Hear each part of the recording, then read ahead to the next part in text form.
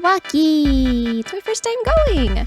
I got to wake up at 3 a.m. on Friday because of my dog, and then caught a ride to the airport at 4:15 a.m. for my flight at 5:45 a.m. I had a little bit of a layover, so I grabbed some fast food to save on costs, and found a quiet gate to sit at. After boarding our flight attendant started singing the safety instructions, which was certainly unique. I never had that happen before.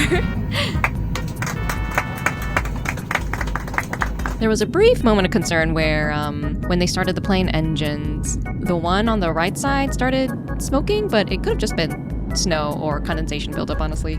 Not sure, but we landed okay, thankfully. When we arrived in Milwaukee, there was a bit of a light snow. I grabbed my bags and headed over to the convention center where at the entrance there was security, and apparently they check bags every single time that you go through there, including luggage bags from vendors. And they also don't allow outside food. Since the artist alley was located on the upper floors, I did have to navigate elevators and escalators with my luggage. Oh, and also carpet. It sucks to drag luggage over carpet with its tiny wheels. I do recommend wagons if they're feasible for you. Thankfully, the distance wasn't very far, and so it wasn't too painful at all. There was also tons of space behind the table, which was really nice. Exhibit hall hours on Friday allowed for setup starting at 8 a.m., and then the hall would open to attendees from 1 p.m. to 8 p.m., hence the early flight that morning. Setup was relatively easy, and after selling for the day, I headed to my hotel at the Village Inn. The decorations were certainly something I've never seen before, so that was fun. However, what was less fun was that in my particular room, the toilet didn't flush, and there was also a chain lock on the inside of the bathroom door. What's going on, handsome? Are your needs not being provided? What's up? What's up? We want to talk about the hotel too. Okay. Alright, you got something to say. Chestnut says he has something to say.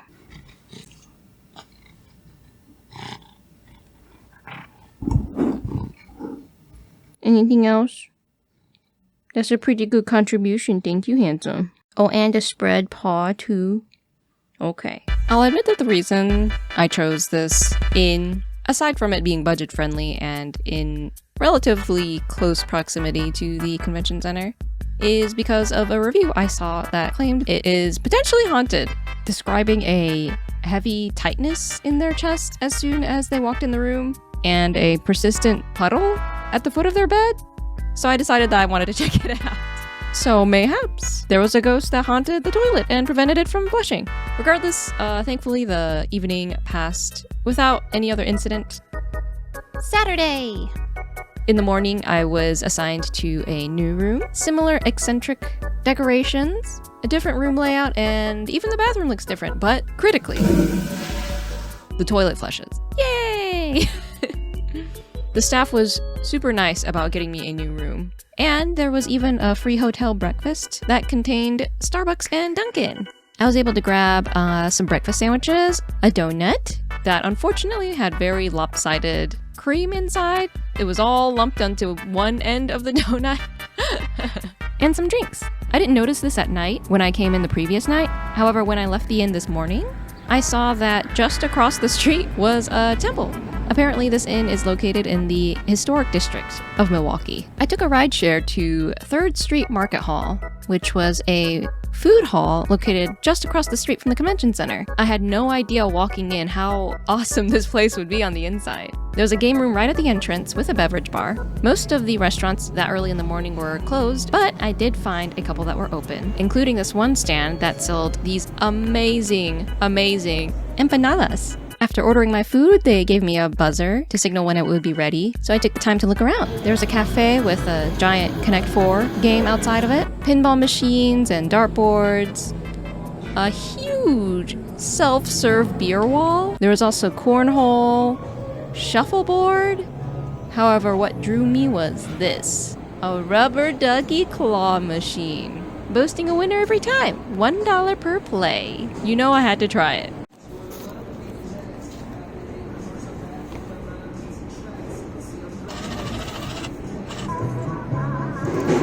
looks like that baseball ducky is the one in the best position to be taken, but I suck. Maybe I'll try for a different one. Nope, that's even worse. Okay.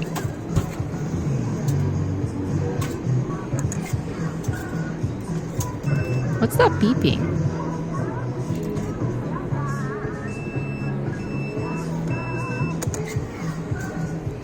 Oh, my food is ready.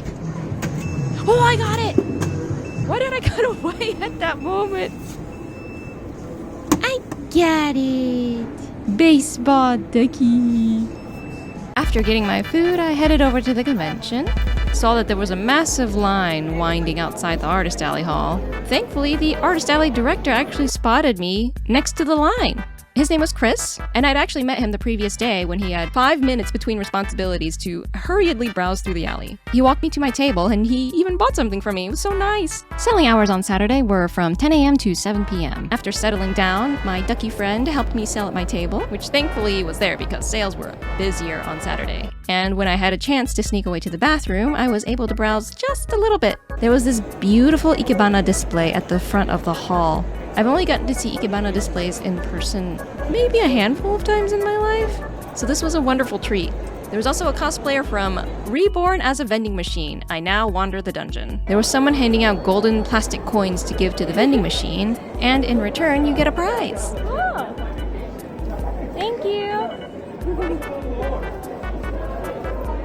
It was such a cute setup, and I added the little guy as a hat for my ducky friend.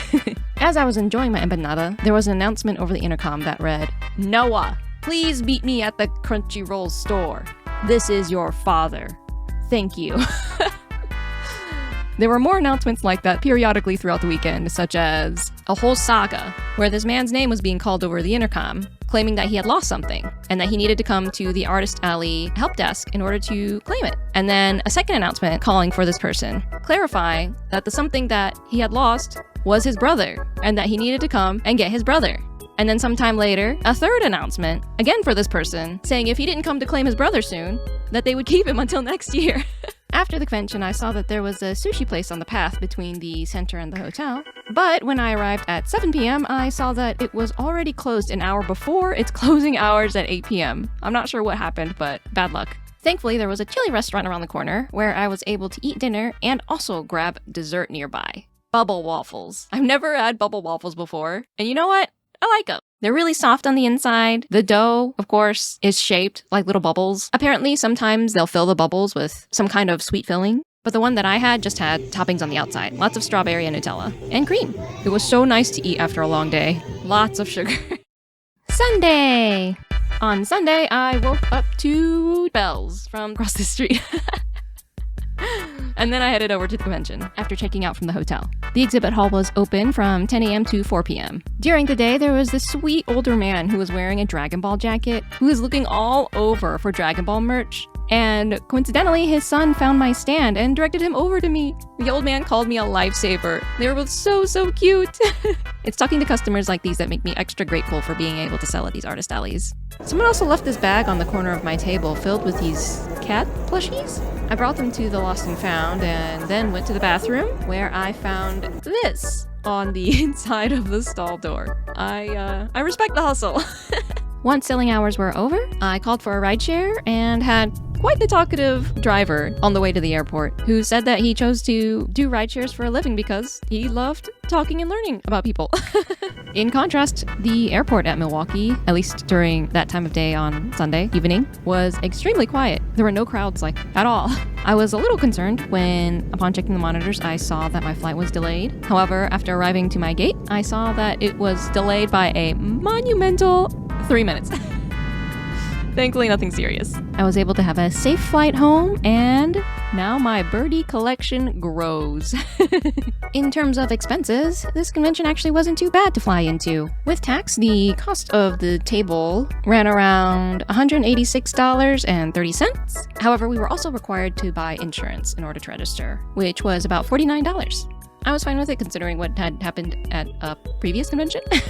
I was able to keep costs down by using my points for the flight ticket and also staying at a cheaper hotel. I think if you were to find hotels a little less eccentric And also closer to the convention center, you might be met with much higher prices. I was also able to keep costs down by flying in the Friday morning of the convention and leaving Sunday evening, so I only stayed for 2 nights. But that also means that I stayed such a short amount of time that I wasn't able to see much of Milwaukee. If I were to visit again, I would definitely love to see more of what the city has to offer. I feel like that's definitely one of the perks of going to conventions and selling at artist alleys is being able to travel. But overall, it was very nice. The crowd had a very chill vibe. The sales were pretty good for a convention of this size, and I would definitely love to go again in the future. So, what did you guys think? Have you guys ever been to Milwaukee? And if so, is there anything that you would be able to recommend for me to do next time? Let me know in the comments. Thanks so much for watching and stay safe!